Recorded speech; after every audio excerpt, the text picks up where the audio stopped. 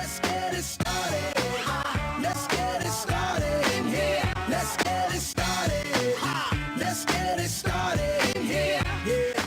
The views expressed by J. Michael McCoy are the views of the hosts and guests of Max World Live, and not necessarily the views of Webcast One Live, its staff, its management, the cleaning crew, Dave the electric guy, the guy who cleans the skywalk, the woman who brought in the cookies, the management staff of Hubble Real Estate, the parking lot attendant at Keck Parking, the wait staff over at Miss Kitty's, the coffee crew at Frederick's, the man in the street corner willing to work for food, Rob Spearman, Max Crabb, or anyone else of sound mind. Should you be offended, provoked, intimidated, shocked, confused, or just made to think independently, log on to MaxWorldLive.com right now. It's your voice we want to hear in Max World. And now, live from the palatial studios of Webcast One Live, your host, J. Michael McCoy. All right, good afternoon. 4 minutes after the hour on this 29th day of April in the Lord's year 2014.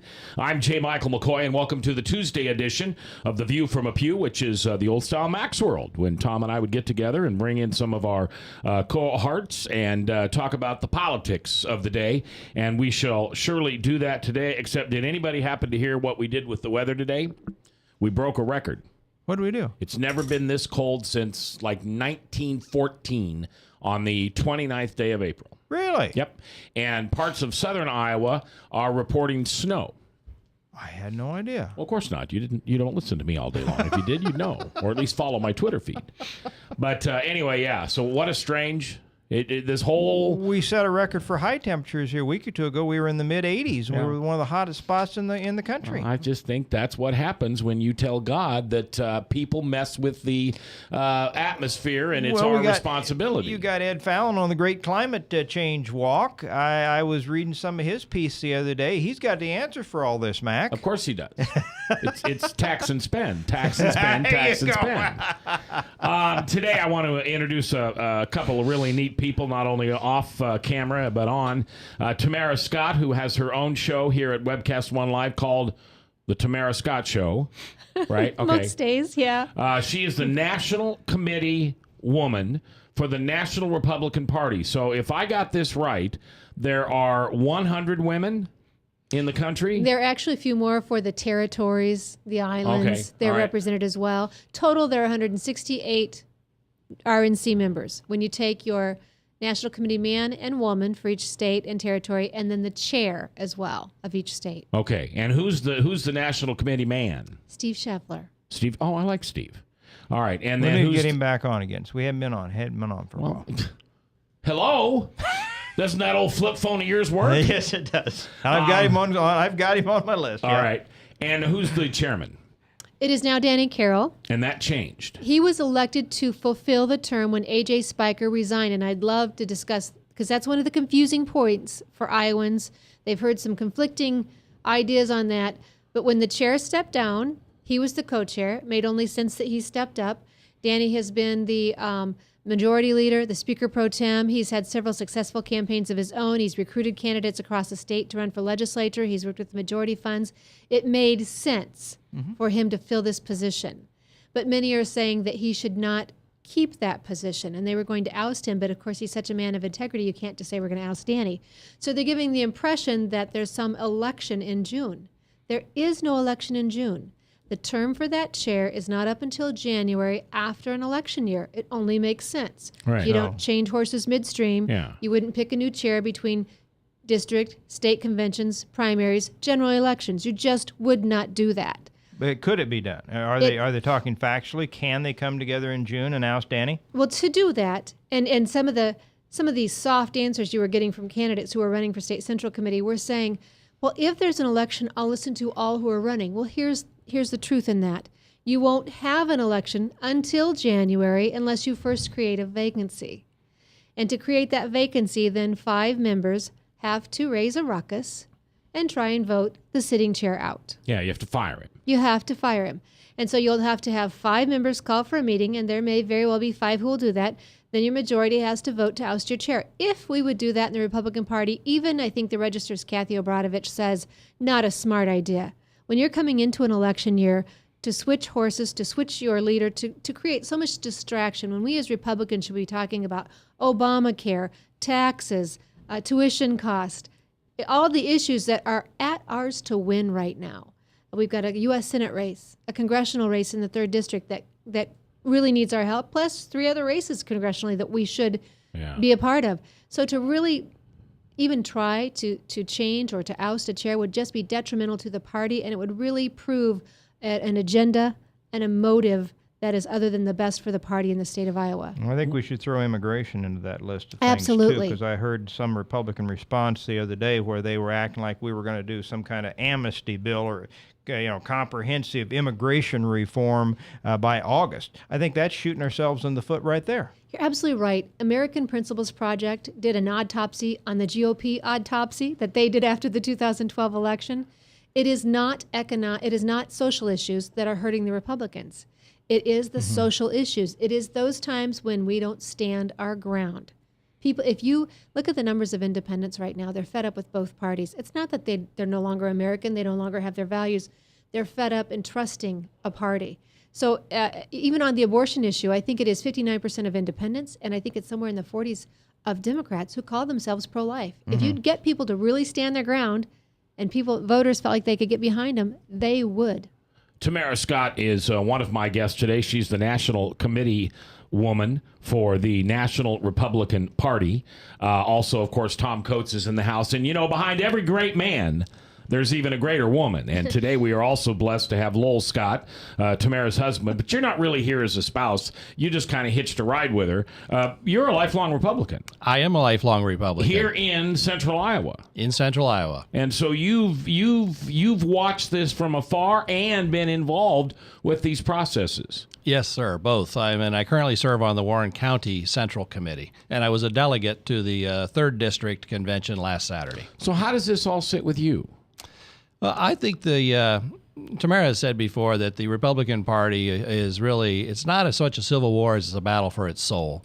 I think we have a situation where we really have to decide, do we believe what we say we believe? Yeah. And we tend to elect candidates who say, I'm all for the planks of the platform, and then they spend their career running from those planks. Right. But it sounds to me as if those planks are now being kind of brought out into the open and maybe changed. I think there is a trend towards a lot of people who feel that, well, we need to be less strident in our positions, especially as far as on life and on gay marriage, that those are two things that maybe we shouldn't make the centerpiece. Matter of fact, maybe we should just throw in the towel on those and focus on other issues. That's not what you're saying. You're saying there are some people that would say that. I think there is a large contingent that says that, but I think there is a larger contingent yet, the base, who is saying if you cave on those issues, that I'll no longer be a Republican. I think there's a very strong base that says that we must be consistent with what the platform is. That platform didn't come from the top down. It came from the bottom up. Those are a whole lot of people in a whole lot of counties in little meetings on Mondays and Tuesday nights who care enough to show up and say, no, this is what I think I believe in. This is what I want the party to represent. To put that all together at the county and at the district and then at the state level, and then to say, let's just throw that out and maybe we make a bigger tent, I think is a mistake. Okay. Like I said, that's Lowell Scott, lifetime Republican here in the state of Iowa. Well, let's also say that Lowell's had legal training. He's been a lifelong businessman. He's got the airport Holiday Inn. They're doing a major expansion. He's got some other stats behind his name. Well, he's also an attorney. Well, that's what I'm saying, legal training. Yeah, he has a college degree. I didn't want to saddle him with that title. Right, yeah, I know. Yeah. But do you have a college degree? I think so. See, I don't know if I do. Yeah, I'm old. I think I got an old one I could dust off if I needed to. Do you have a college degree, Tamara? I never completed the degree. See, I think he's the smartest guy in the room then. Well, there's no question. Yeah, he married Tamara and he's a lawyer. Yeah. I would give quite a bit more credence to marrying Tamara than I would just sitting Being in a a lawyer. classroom, yes. Well, I got to tell you, though, Bruce Braley, he says you guys are the cat's meow. If you can be a lawyer, you can rule over the farmers of Iowa. Well, yeah, and I enjoy a good lawyer joke, and every now and then I hear a new one. But you haven't heard one Bruce lately. Not Braley. lately. Not lately. Bruce Braley is a good lawyer joke, I think. Yeah, unfortunately, I think, and I'm not defending Bruce Braley by any means, but I do think that there needs to be some type of tort reform at the same time to limit somebody's remedy when they have been wronged through no fault of their own. I mean, there's danger in that as well. So Yeah. I think there has to be some type of reasonable approach to that. Everybody hates attorneys till the day they need one. Oh, I don't hate him. I need him. I need him. I do so many dumb things that only an attorney can get me out of it. Right? No, seriously, though, right? Well, I think at times it's, especially it's in a very litigious society. There's becoming increasingly a need for people who want to try and help justice. And the cost of justice is such anymore that a person can be right as rain and can't afford to prove it. Yeah. And that's really a tragedy when that occurs. Well, and here's what's interesting is my lead attorney, which is George LaMarca, who I love that man. I love him as a brother as well as just as a great attorney. I'll come running into his office sometime just like a spoiled little boy and just screaming at the top of my lungs because I've been wronged, and I know I've been wronged, and I know I'm right. And he'll listen for hours, no, just a few minutes, and then he'll say, okay, what do we get for being right? Why do we want to spend the court's money, spend the time, spend your money, spend everybody else's money just to prove you're right? Because if you're right, you get nothing for it other than to say, well, you're right. And I appreciate that type of attorney because you're right. There's way too many on the outside that are just looking for a way to make a buck off anybody's disaster. Well, and the insurance companies contribute to this too because they don't stand up oftentimes for what's right. Right. I had a case recently where the firm said, "Yeah, you're right," and the other side didn't have a case. But even if we go and they don't collect a nickel, we're going to spend $80,000-$90,000 on this case to take it all the way through trial, and we can settle this thing out for $10,000-$15,000 and make it go away. And so, there's incentives for some of these hungry sharks that are circling in the pool to draw these frivolous lawsuits because they know there's at least a little bit of a nut at the end of that limb. Yeah, and it's off topic, but I have been in that several times where I had a situation where justice was such that they didn't deserve a dime. And yet the insurance company will make it strictly on a business decision. They will not stand on principle. And so because of that, they'll say on a cost to defend basis, we don't want to spend the money, so we're going to write them a check. And oftentimes that decision then buys the next lawsuit. Exactly. That's the incentive for the next one. They have shown that they are willing to cave and write a small check, and so it really becomes a lottery. And essentially, when you get another attorney who will take it on a contingency basis, there is no downside. I can file this. If I lose, I get nothing, but it doesn't cost me anything. Yeah. Whereas like in England, if you file a lawsuit and you lose, you pay the other guy's attorney's fees as well. That's not the case in America. So consequently, oftentimes they'll say, it's like the lottery. I'll take a shot at it. He'll put in the time. I'll either get something for nothing or I won't, but why not? So are you advocating that losers should pay? I think that, would it be would be nice. a lot less frivolous lawsuits if people had a financial stake in knowing they have a really good case or not taking it to court. Exactly. Or if you had to, that you were going to pay the insurance company back for what they had to spend to defend against your frivolous suit, it'd be a lot less of them filed. Now that I'd like to see, but then there's a concern about the poor folks who do deserve justice and would not take the risk of seeking Well, it they then. would try it, but the attorney would have to make sure he had a darn good case, he or she had a darn good case before they take it on. Instead of this frivolous stuff, they do a lot more investigation. Hold on. You're speaking of, hold on, it hurts me to say it, integrity among lawyers? I think that there is that's the argument that you will hear at every law school is that the contingency fee is the poor person's key to the courthouse. And is a great notion, and at times it may even be true, but there are also an awful lot of abuse where it's, what's it cost me to try this? And so you've seen now the pendulum swing the other way where a lot of corporations will say, we try everything. Because of that, so that they can try and minimize the frivolous ones. Right. All right, when we come back, we're going to talk about some of the moves that the State Central Committee is proposing to make. There are all new people elected, and a lot of it is just based on social issues and social positions. So I'm going to play the devil's advocate when we come back and talk about what that other side looks like. What does it look like to move the Republican Party a little bit to the left? That's coming up. All across America, there are countless numbers of people struggling with addiction and other life-controlling issues. Probably someone you know and love. There is a way out. There is hope. Transformations Treatment Center in Delray Beach, Florida, has a unique approach to substance abuse treatment. Call now and ask about our Guaranteed Success program or log on to transformationstreatment.com. Transformations. Change your life. Change your relationships. Transform your world. Yes, now your favorite programs on Webcast One Live can all be watched and listened to on any Android or Apple device. Your phone, tablet, or iPad. Yes, your favorite shows on Webcast One Live are available live or on podcast wherever you go.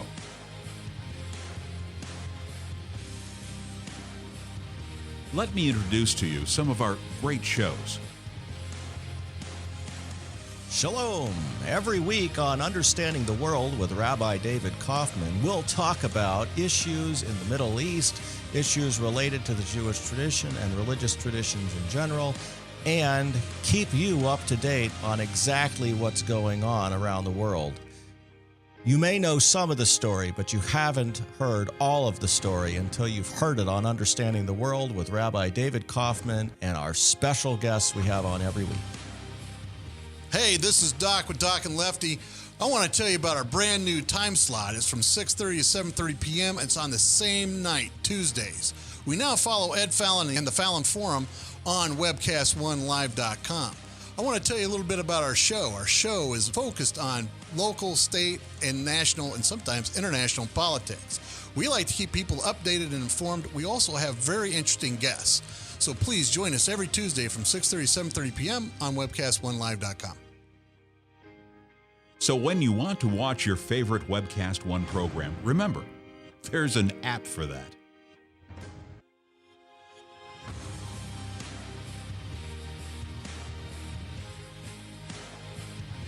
You know, there's an app for that.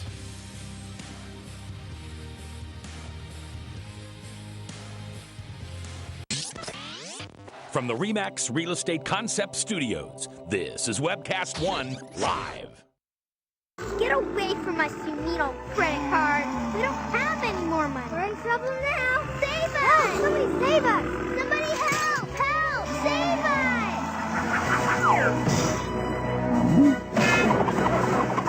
Hi, I'm Tom Coates from Consumer Credit of Des Moines. If your credit card's a little too animated, give us a call. Hooray! We're saved! Consumer Credit! You're our hero! 21 minutes after the hour on this 29th day of April in the Lord's year 2014. I'm J. Michael McCoy, and thank you very much for taking the time to join us today. A week from today, Jonathan Narcissus will be in with some, boy, he's not too happy with Jack Hatch. And he's got a friend of his that had worked with Jack or spent some time with Jack that's going to come in and reveal some things about Jack Hatch that I'm sure Jack doesn't want out in the public. So, I mean, the fact he's a federally subsidized slumlord, something associated with that, or more? I think Jack has made some what today will now be known as sterling remarks.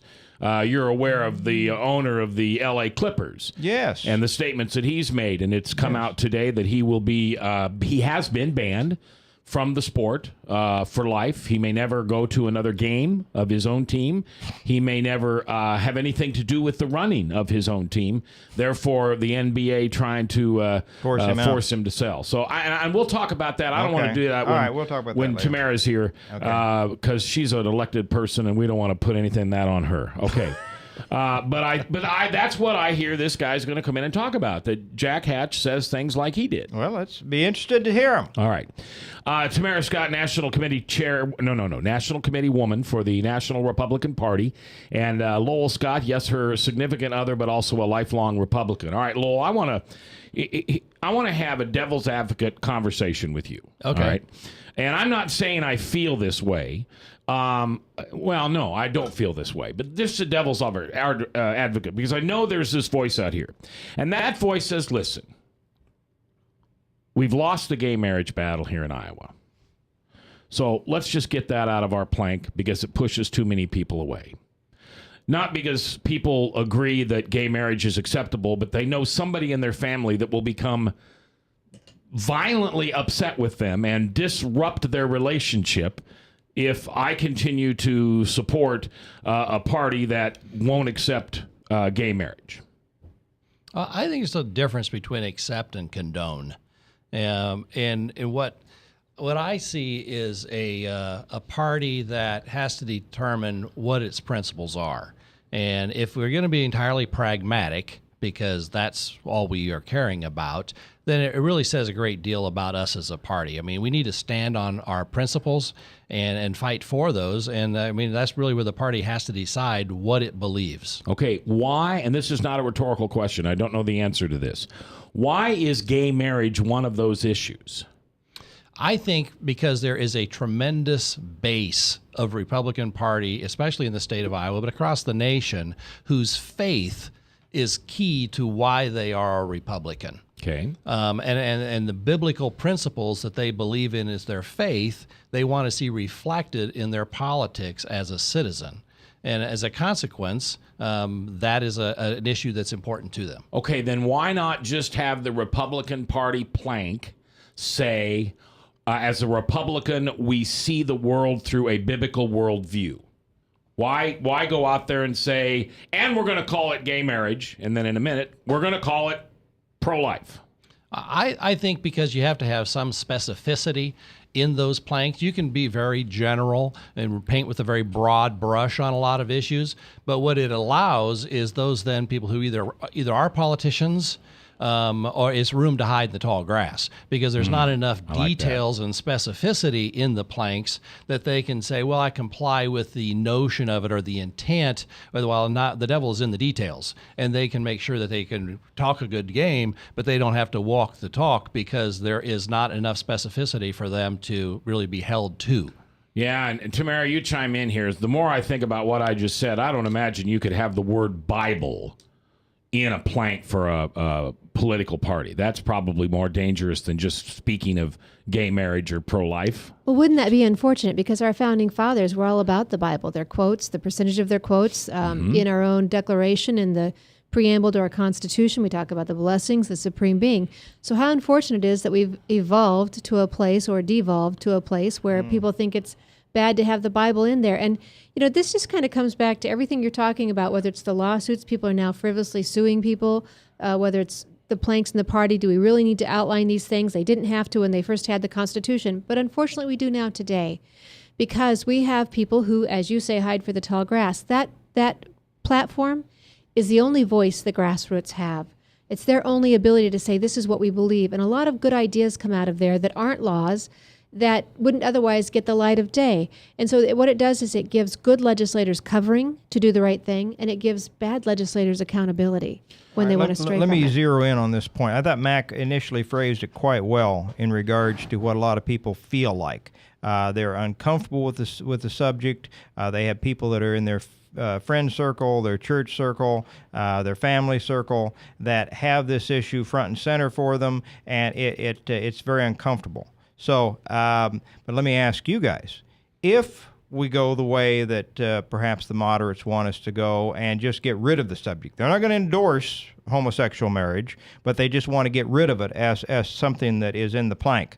Are we going to lose more people than we attract? I think that's the bottom line answer. As we seek to broaden out this tent and make it this big tent, are we going to lose more bodies than we gain, and are we going to lose and every body is not equal, because some people give more of their time, their energy, their money than others. So some people just show up on election day and vote, occasionally, don't even do that consistently. Others really devote themselves to it. Are we going to lose the energy, the Christian conservative energy that we have come to count on at times if we're going to be at all successful? That's the question. I think that the grassroots, the base, the people who show up and spend a day on Saturday putting up yard signs, the people who go door to door knocking, these aren't people who are just occasionally are the Republican Party, but these people are invested. They believe in the principles of the party, and they're working to help make it happen. And you cannot win elections without those people. And if you cave on the principles that they believe in, you will not expand the party. You will sacrifice your base. We've seen this in churches recently where they say, well, here's a huge church that's doing very, very well, and we're going to throw the cross off the wall. We're going to put in the rock stars for the music program, and we have an older congregation. This is going to attract a younger congregation.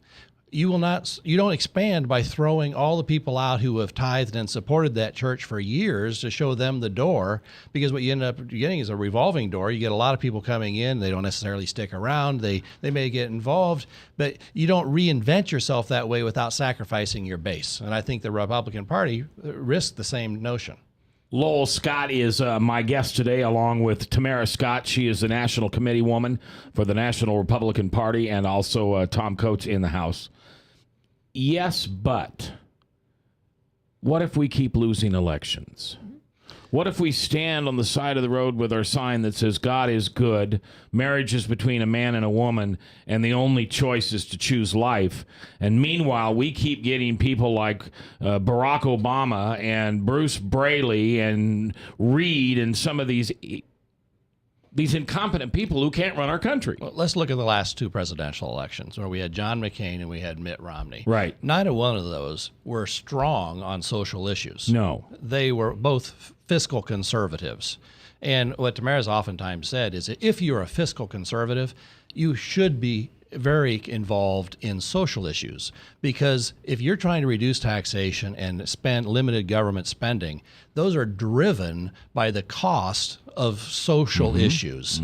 When we fail to address those issues, we end up paying for them from the taxpayer's checkbook. And so I don't think that we've tried it yet where we've had a strong, solid conservative on both fiscal issues with strong limited government principles and a strong social policy in the last two elections. And consequently, we will not win by becoming Democrat light. I don't think that will attract enough new people to help you win elections. Okay, but is it Democrat light, or are we, I hate this term, but are we just changing with the times? The times, they are a-changing. It used to be if you were a Democrat, and correct me if I'm wrong, you were okay with slavery. Women shouldn't vote. Women shouldn't smoke. Unions ought to have all the power. And now where we are today, 50, 60 years later, you shouldn't smoke. Women are equal to men in all areas. And by the way, black people are just as fine and as welcome to do anything that any white, Mexican, Latino, or anybody else can do. We need to do a better job of communicating our message and our history as a party. You're right. There's been a huge movement, in let's just say on the race issue. That started with Republicans. Abraham Lincoln was the first Republican president, and it started because of the slavery issue. And I think but we've done a terrible job of communicating that to the current generation. Let's not forget the Civil Rights Act of more recent times in the 60s. Was passed over the dead bodies of the Southern Democrats. It were Republican votes that were able to pass that, not Democrats. Democrats wouldn't have passed that civil rights legislation. And yet, the black community has primarily voted to support the Democratic Party for 80%. The last 50 years. Yeah. And there seems to be a disconnect between, I think it's our fault that we have failed to communicate that historical information to this generation and even the last. Go ahead, Tamara. Well, it's not just politics. You can't have kids coming through preschool through college programs hearing that the Constitution's outdated, that the white man is hateful, that free trade doesn't work, and then wondering why they want to espouse the attributes of the Republican Party. They're being taught in the entertainment industry, the educational institutions, that everything that made this country great is no longer good. And so that's why we're failing that. But there are other things we could be doing. It always comes back to those questions on the social issues. First off, we have the Supreme Court battle, I think a year ago, where she went because the inheritance was not allowed to be given to a partner situation of a couple. Our government should not be involved in your inheritance. We should not have an inheritance tax. Ezekiel says the prince should not take the inheritance of his people. If the Republican Party would stand strong against those inheritance taxes, I think a lot of voters would get in behind that. It's not just a rich man's tax. There's a lot of smaller, lesser low-income folks, middle-income folks who would like to take the family business but can't afford the taxes on it in order to keep it going, or the farm to keep it going. So if you'll do that type of legislation that takes government out of those areas, payroll deduction, let's do away with payroll deduction. Ooh, wow. If I really had to write a check to the organizations I support, to the taxes I have to pay, there'd be a whole lot of cleaning house. Yeah. And we would not be losing on these issues. It would be your decision whether you wanted to give benefits to same-sex partners, but you wouldn't be forcing other people into that. Now, another thing to think about there is, if I understand, a part of Obamacare now says that after, Tamara, if you should die and you have $1 million worth of health bills, medical bills left, that they can take that from Lowell. They can take that from not only your inheritance, but from your legal spouse. Well, it wouldn't surprise me. I mean, I have not read the 2,000 pages of that bill, nor the waist high regulations that come with it, and that's yet to be seen, and the danger that's yet to unfold. But it would not surprise any of us with this administration. All right, so here's where we're at today. We have Tamara Scott, who is the National Committee Chairwoman for the National Republican Party, representing the state of Iowa. We have Lowell Scott. Yes, they are married, but they are here. They're not here as husband and wife. They're here as two very concerned and involved, not politicians, but patriots. And he is a lifelong Democrat. The truth of the matter is Whoa. Lifelong Republican. What'd I say? Democrat. Oh, I'm sorry. Lifelong James Republican. Cargill and They Mary, just no, tuned we're in. not. We're going to tar Lowell with a bad brush there. No, On the back no. Lifelong Republican. I'm sorry. And let's we're give him a we're plug not too. Carville and Madeline here. I mean, this No. is we get along pretty well. Let's give him a plug. Airport Holiday Inn. How long have you guys had that property in your family? We opened that in 1975 as a Hilton for 17 years, and then we were independent. We've been a Holiday Inn since 1995. Well, your family owned that property even before that, didn't Yes, they? Go yes, back to the old fleur-de-lis and all that. Father bought the land under it in the 50s, late 50s. All right, when we come back, we're going to apply the same theory to pro-choice as we have to gay marriage in the Republican plank. That's next.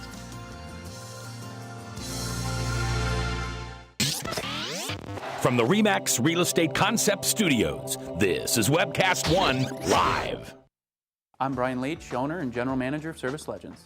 I brought along a couple of the home comfort heroes. Hi, I'm Tammy Wells. I am Nick Wondershad. I'm administrative manager. I am the senior technician from Service Legends. It seems like every good thing, when you feel it to the bone that it's good, there's a lot of hard work put behind it. I don't think that you can fake it and have it turn out good. You know, if we seem like, okay, that's just weird, it's just a furnace, why would you believe so deeply in a furnace? It's not just that, we want to show the world that you can have good service. Yeah, I mean, it's your home. It's built into our daily trainings, it's built into our culture, that we're gonna do whatever it takes to have each client say they love us, period. That's why we spend all the hours in the training that we do. And if we guarantee it's gonna be a good experience for you, or else it's free, what type of work do you think we're gonna do? There is a guarantee. Temperature selection guarantee, fixed right or it's free guarantee, comfort guarantee, best value guarantee. All of these guarantees hold us accountable to ensuring that we exceed your expectations. And if for whatever reason we'd fail and we can't make it right, we guarantee all of those guarantees with a 100% money back guarantee. I mean, if you don't think that your technician can fix it right, are you gonna say that to a client? No. You don't have to worry about having a technician come to your house. We drug test, background check all of our team members. We put safe people in your home. Each and every one of our service techs, 400 hours a year in training. You tell it the minute they walk in the door. They know what they're doing, they've done their homework, and they actually truly care about what you want. Because at the end of the day, you're the person that makes sure I have a job. They're gonna be listening. They're gonna wanna know what your challenges are. Then they're gonna come and give you options, and you get to choose. If I'm there to help and I make it easy and painless, I did my job right that day. Well, when it comes to your comfort, safety, and your family, you don't necessarily go buy the most expensive, but you get the most bang for your buck. Oh, it's worth it, because there's a lot of people that will find a way to get it to work right now and then leave, and then come back, charge you again, and the cycle just repeats itself. So when I'm out there looking at the furnace, I want to find why it failed today. How can we change the part today with something that you're not going to have to worry about? Is it worth changing the part today? I mean, you can put a lot of money into a furnace. I can fix parts all day. There's good job security in that for me, but is it the right thing for you? I get a lot of the phone calls of after the technicians are there. They're just in awe. They're like, wow, you guys are great. I mean, I don't even know what to say. You guys are great. Everything you did was perfect. It was great. Keep going though, I like this. Just give us a try. I'm gonna take all the risk. I've got the time to make this right. I've got the support to make it right. Just check us out. And if you don't see the value in what we do, I mean, fixed right or it's free or 100% money back. enough said.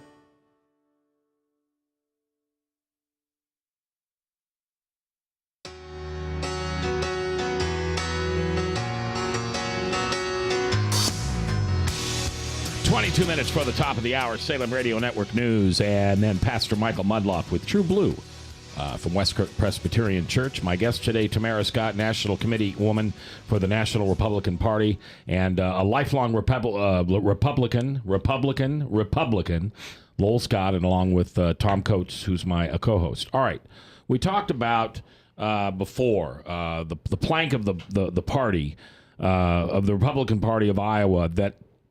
And tell me if I get this right, that some people are talking about taking out, or some people have taken out. They're trying to shrink or condense the platform, and I understand their reasonings for doing it. It's quite a lengthy platform. Again, this is the one voice that the grassroots gets. And in a year when people are already concerned that the Republicans may be wavering on these issues, this is not a good year then to take those out. You leave those be so that people have their say, that they feel like you can still stand strong, and you can point to those planks. If we need a shorter, condensed model that we take door to door, a marketing piece, then we create that as well. I don't see a problem with that. But at this stage right now, with so much change and so much on the table as far as what we need to be coming forward and doing in November, not the time to shrink the party platform. It happened in Nevada, and they're concerned it's going to happen in Alaska, and it's just leaving a real unrest and unsettling. I think if we could see trust within the party, if this new Central Committee will come in and work with the existing chair, Danny Carroll, which you will not find a more suitable man, more capable man, more able man. If this new committee will come in and work with the existing chair, with the governor, with the majority funds, you will see Republicans across the state a collective sigh of relief. They've held back because they didn't want to get into the fray. I think then they can relax, and we can all move forward together for victory. I think you'll see great things happen if we can do that. Now, you know the personalities involved. Are you betting? Is your prediction that will happen, or what do you think? Well, Tom Coates, you being the head guy of Consumer Credit that always talks about gambling, I don't bet. I'll never take that trap. I'm not lucky enough to gamble. Handicap this for us, Tamara. I'm just not lucky enough to gamble. I would like to say that wiser heads, cooler heads will prevail, and that they will not. I've heard so much talk about it around the state that I am concerned, and so that's why I have spent time on air. Don't like to put party politics on air, but kind of making sure that, one, people understand the process. There is no election in June. There is no chair election in June unless somebody comes in to create this ruckus, creates first a vacancy, and then we have to have an election. And if we do that, what you saw in 2012, when what they call liberty people come in, and I'm really shy about using labels because I don't know about you, but I fit 3 or 4 labels: conservative, fiscal conservative, social conservative.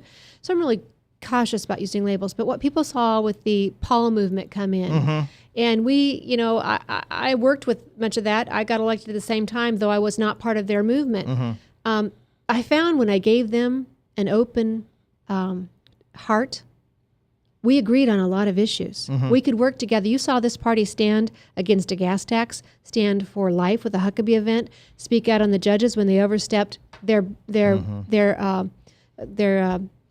branches of government. So we were able to do great things, so we might not agree on everything. And if we could do that with this next group, let's figure out those things we work together. You see, the liberals figured out a long time ago, they can agree on nothing, but they'll work together on one thing and accomplish something. Right. To where Republicans tend to ask those questions, and if we can't agree on absolutely everything, then we work on nothing and we accomplish 0. Yeah, good point. And then we made that on the show before. In fact, we asked you when you were on a show a year or two ago about the when they had first taken over the so-called Liberty or the Paulista, and they were very well organized. Now we had was it Will Rogers, who's the Republican chair for the Polk County Republicans. He was on here 2 weeks ago now, Mac, and we talked about the need to perhaps replace them, which has been done, but not kick them out in such a violent fashion that they all become disenchanted and they all go to this third-party movement, which we've seen become so destructive. They pull enough. It's a small percentage, but it's enough that they can defeat the good Republican candidates that otherwise would have won. They've done that around the country, and we don't want that here in Iowa if we can keep from it. We need to work together. Yeah. Imagine if we had evangelicals working with Tea Partiers, working with what we call the Liberty Movement, with the base of the party, there would be no stopping. We would own this state. We would control this state. There's no reason that we don't. This election is ours to win, and it's ours to lose. Right. And so I'm hopeful that we can come together, this new group, with Danny Carroll, move forward, the governor helping raise money for the party, and seeing what we can do together. I think we'll do great things, and I think we would see a group of people come in behind us, independents come behind us. This governor, I'm wearing this piece of jewelry from the Gortz house in Grimes, being sued not because they were intolerable, but because someone demanded to have a wedding in their place of business, demanded that they host the wedding. This is what we're coming to. If this governor would come behind these people with his clout, with his experience, his approval rating, he's being sued himself by a homosexual on similar circumstances. Imagine if he would come behind all small business owners. You'd have independents, Democrats coming in and saying thank you because they can't afford to defend themselves on this. And we've been talking about these planks and what we need to do. Look back only so far as Phil Robertson this last Christmas when A&E thought that they would oust him, right? You saw America rise up. Yep. This was not some get out the vote project. This was American grassroots saying, no, this is not going to happen. I stand with Phil, to the point where look at Chick-fil-A, same thing. Board decisions, Cracker Barrel was going to boycott all of the Duck Dynasty, and people rose up with such an outcry that within 24 hours, Cracker Barrel rolled on their own decision. Right. I think if we could find politicians with that same foundation, that same courage, you'd see that same outpouring from the voters. I agree with you, Tamara. Tamara Scott, our guest, a national committee woman for the National Republican Party. Lowell Scott, a lifetime Republican, and Tom Coates in the House. I agree with you. I just don't think Peter Pan's going to ever fly back in the window again. Okay. I think we can talk about it, but I think in the end, the viciousness of the left, and maybe it's 10% of them. I don't know. But the squeaky wheel gets the oil, and those people are vicious. They really have a tendency to come down on your businesses, come down on your family. They have no life after ours. They don't believe in an eternal God. They don't believe in the salvation of Jesus. So all they got is this, and they're willing to pull out all the stops to win what is a losing battle. And so here's what the moderates need to figure out. Condoleezza Rice was supposed to speak at Rutgers University this commencement for 2014. There was a large contingency of folks who wanted her invitation rescinded. She's not a right-wing radical. She's not considered one of those right-wing conservatives. Here's what you need to figure out. First, they'll silence those that they can pinpoint as being the right-wing conservatives or the fringe. And then it will be anyone who has an opposing value, opposing issue. We're seeing that tomorrow on my show. I'll be talking to folks about who have been silenced, and actually it's pre-taped for the following week. But people who have opposing opinions are being harassed, silenced. As you say, it's almost a financial jihad that the liberal left and the homosexual agenda creates on everyday people who can lose promotions. They get demoted or fired. They get something on their record. Students in school face expulsion, suspension, detention. You talked about the Gortz house. Here's this wonderful retired couple who are going to lose everything, because someone out there isn't tolerant of their beliefs. If God doesn't intervene, a miracle doesn't happen, or common sense doesn't take place, you're right, they could lose everything. But I really think that if Iowans would stand up, if this governor would come behind and understand what he could do to champion small business. Forbes.com is not a religious group. It's not an organization. And there's an article on there. Joshua, I think, I'm not going to get his last name right, but he wrote the article. These types of thought processes, this attack on small business, it's killing entrepreneurship. Mm-hmm. We will kill the freedom, the liberty, the creativeness that we celebrate in America. So I guess even though you think Peter Pan may not fly back in the window, and I know exactly what you're saying, I feel compelled. I'm not a Tinkerbell, but I'm going to keep speaking the truth and do what I can to wake up everybody out there to help them understand it's not just that group they're after. They will silence you all. All right, we're going to take a break. We're going to come back, and we're going to talk about this Sterling issue with the L.A. Clippers. The NBA came down today and did the most harsh thing any organization has ever done. We'll talk about that, and how does that impact the kind of conversation we're having about the Republican Party in Iowa. From the RE/MAX Real Estate Concept Studios, this is Webcast One Live. Hey, psst. Let me let you in on a little secret. You ready? Always try to do business with people, not places. Especially if you seek honest Christian business people. And when it comes to my car, I really need to trust who's working on it. Now, my family is so blessed. A few years ago, we found a family-owned automobile repair shop that operates as a Christian business also. Open, honest, reliable, trustworthy. It's AMCO on Hickman Road in front of Kmart, and it's a family-owned Christian operating business. This family treats your car as if it was their car. Everything from oil changes to transmission repair and everything in between. So the next time you feel the need to be at peace with your choice of who you can trust with your car, give AMCO on Hickman a chance to serve you. And tell them Max sent you. All across America, there are countless numbers of people struggling with addiction and other life-controlling issues. Probably someone you know and love. There is a way out. There is hope. Transformations Treatment Center in Delray Beach, Florida, has a unique approach to substance abuse treatment. Call now and ask about our Guaranteed Success program or log on to transformationstreatment.com. Transformations. Change your life. Change your relationships. Transform your world.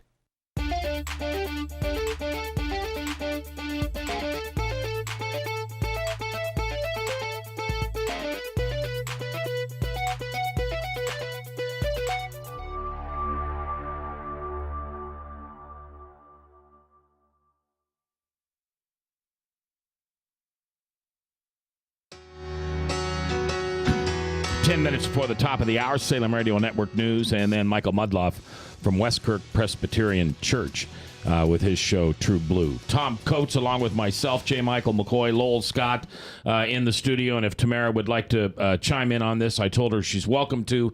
I just don't want her as a national committee woman for the Republican Party to be held to a conversation with a bunch of middle-aged old men talking about something, businessmen talking about something that I don't think any of us think is right, but we'll see. Earlier today, the NBA... what do you call it? It's the largest of anything ever in the history of anything. The NBA came in and told the owner of the LA Clippers, and he's owned it for 20-some years, right, that he could no longer be associated with the team. He could no longer make any decisions with the team. He was not allowed to come into any of the games. And he had a $2.5 million fine for saying the following. And for those of you that haven't heard what it is he said, I'm going to tell you exactly what it is here. This is what he said in a privately taped conversation. One that he may not have been aware of. Correct, which is illegal in the state of California. Yeah. Here's what he said. One, and he's talking to this young 20-year-old girlfriend of his. Prostitute. And he's 80-something. It bothers me a lot that you want to broadcast that you're associating with black people. Two, he said, you don't have to have yourself with walking with black people. 3, don't put him on an Instagram, that's a picture on the internet, for the world to have seen, so they have to call me. And don't bring him to my games. Yeah, it bothers me a lot that you want to promo broadcasts that you're associating with black people. Do you have to? And 3, don't, wait. Okay, no, those were the 3 things that he says.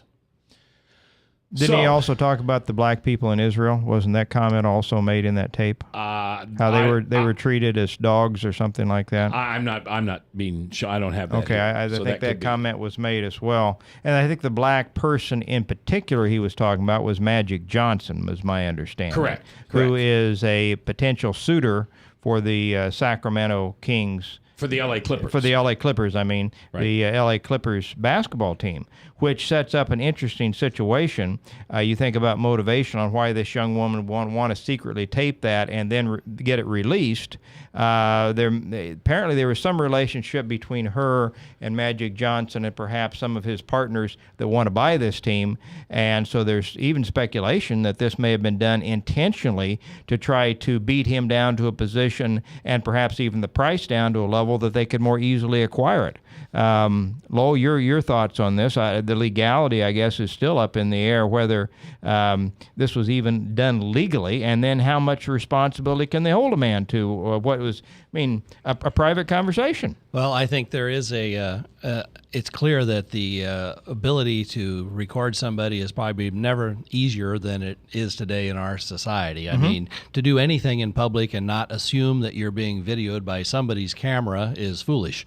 At the same time, the California law requires that you be aware if you're going to be recorded that way, and he evidently was not. I'm in no position that I want to defend his comments, I know none of us want to defend his comments. However, as Mark Cuban, another owner of the Dallas Mavericks, pointed out, to his knowledge, he goes, I'm not agreeing with him. I think it's horrendous. I think it's absolutely horrific and stupid, the type of things he had to say. But he also said... He said something about a moron. Yeah, he said it's not illegal to be a moron in this country. Yeah. And whether I don't know what his contractual relationship is with the league, but evidently they have the power to be able to tell him as an owner, here's what the penalties are going to be. Now, whether they really have that power or whether he's just going to agree to it, obviously they're trying to encourage him to sell the team. They want him out of their business. Right. But, it's kind of back to what we mentioned earlier, the situation in Arizona. Let's say you are a racist. Does that mean you don't have property rights? Right. I mean, and I don't think it does. I mean, Are you talking about Bundy in Nevada? Exactly. Yeah, well, you mentioned Cuban. That's a good analogy because Cuban has made some really outrageous, angering comments to many of us, and yet because he's on the left, he seems to get a pass on a lot of that stuff.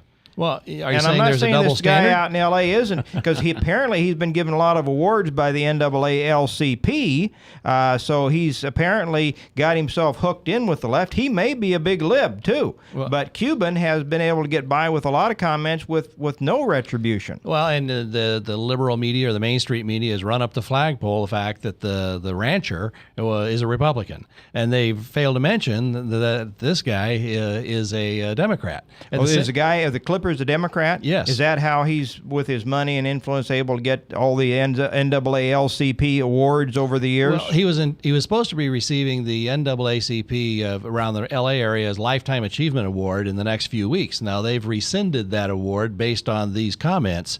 However, Bryant Gumbel, another black man, said they shouldn't have been shocked because he was fined millions of dollars just in the last few years for refusing to rent real estate to blacks and Hispanics. Yes. So, I mean, they say you don't change your stripes, and I don't think he's anything new to this. He's been pretty consistent with this, but he's just always been overlooked or given a pass. Do we know his politics, Lowell?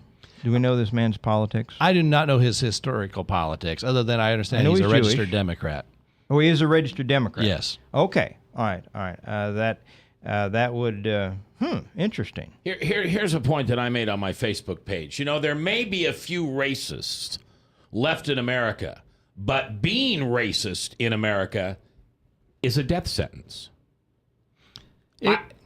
Yeah, right? I would agree. I mean, I think as a society, we have moved past the point where color determines our opportunities. Are there still mistakes made? Are there still boneheads out there who say things they shouldn't say? Yes. But you're going to have that in any culture or any society. But as a whole, we're fairly...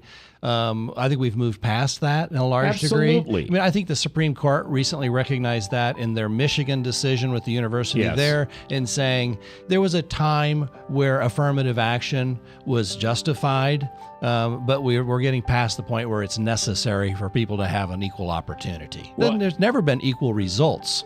That's just not the nature of it. I mean, that's what Obama wants. Well, he wants legislated equal results. But go ahead, Mac. Well, I was just going to say, and I'm just a poor white boy from Nebraska, but I don't understand how this country, anybody in this country could say we're racist when we have a black president. I just don't know how that happens. A black president that is now in his second term and in his 6th year. Well, yeah, and I think there was an awful lot of people who gave him that opportunity because they felt they may even agreed with his policies at that time. I mean, he was kind of a blank slate. They really didn't know a lot about what it was, and even today, a lot of his historical things have been still hidden away from us. But I do think people thought maybe it's time for us as a society to allow a black man to be a president and give them that chance. He was it people of all colors to elect Barack Obama. Right. In both elections. Exactly right. I remember not that many, well, maybe a few decades ago, but Slappy White told a joke that said, yeah, I know you can get a black man elected. Run him against a Mexican. What he said.